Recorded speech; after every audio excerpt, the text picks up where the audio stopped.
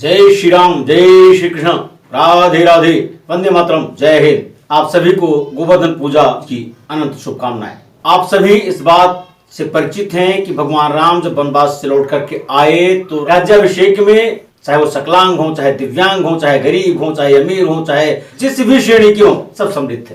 परंतु यदि आप दृष्टि फेरेंगे तो बहुत सारे हमारे ऐसे बंधु रहे हैं जिन्होंने अपने दिव्यांग बच्चों को घर से बाहर नहीं निकलने दिया, दीपावली का एंजॉयमेंट नहीं करने दिया। ऐसे में यह गोवर्धन पूजा यह विशेष संदेश उन लोगों को देती है कि जिसको आप तुच्छ समझते हैं, जिसको आप बलहीन समझते हैं, वही ऐन वक्त पर कैसे काम आती है। भगवान कृष्ण इंद्र के अहंकार को तोड़ने के लिए गोवर्धन पर्वत को उठा लेते हैं। तर्जनी पर नहीं, अंगूठे पर नहीं, हथेली पर नहीं, बल्कि जिसको हमारी अवधी भाषा में कानी उंगली बोलते हैं, पढ़ी लिखी भाषा में कनिष्ठा बोलते हैं, उस उंगली पर उठा लिया। आप देखेंगे दैनिक उपयोग में आपकी वो कनिष्ठा उंगली किसी कार्य में नहीं आती, परंतु उस कनिष्ठा उंगली में वो शक्ति है, वो ताकत है कि उसने उस गोवर्धन पर्वत को उठा लिया और संपूर्ण गोकुल वासियों को, गायों को, बछड़ों को शरण दिया। आज भारत में दिव्यांगजन अधिकार कानून लागू है। उसकी धारा 2C को जो हम देखते हैं, एक शब्द जो आता है, यह एटीट्यूडल बैरियर क्या है जो इंद्र और कृष्ण के बीच में था। इंद्र को अहंकार था, जो कुछ है वो हम हैं, ये सब तुच्छ हैं, कुछ नहीं कर सकते, ये था एटीट्यूडल बैरियर। और इसी को भगवान कृष्ण ने उस कनिष्ठ उंगली पर उठा करके दिखा दिया कि यह एटीट्यूड नहीं चलेगा और उनको, उनके अभिमान को धराशायी कर दिया।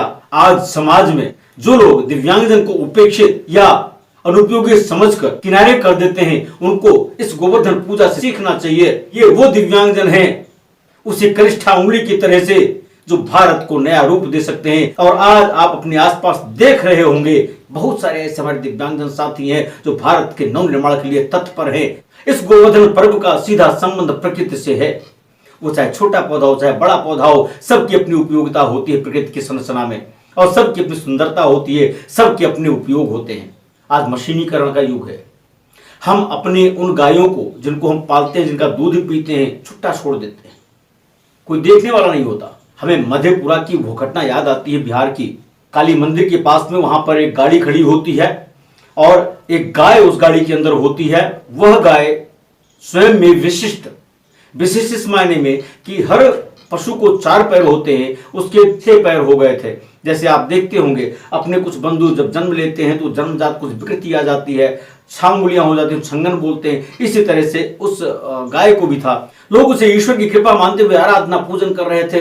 कुछ लोग वहां ऐसे थे जो कह रहे थे अंधविश्वास है, कुछ लोग कह रहे थे ये ढकोसला है। मैं इसको इस रूप में देखता हूं कि जो हमारा सनातन समाज उसको ईश्वर का पुण्य प्रसाद मानते हुए उनको भी सम्मान दे रहे हैं।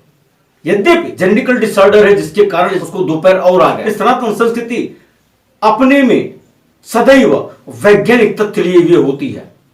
ऐसी गायों को जो 6 पैरों की हो गई है उसकी हम पूजा करते हैं, तरह तरह से उपहास उड़ाने पड़ते हैं। आज दिव्यांगजन को भी पर्व में भी कुछ लोगों द्वारा ऐसा ही उपहास उड़ाया गया।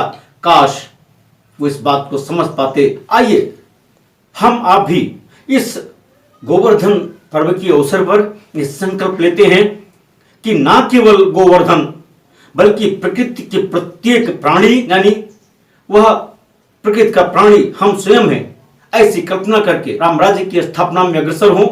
इन एटीट्यूडनल बाधाओं को नष्ट विनष्ट करते हुए समाज को समावेशी बनाएं। हम नए भारत की रचना करें।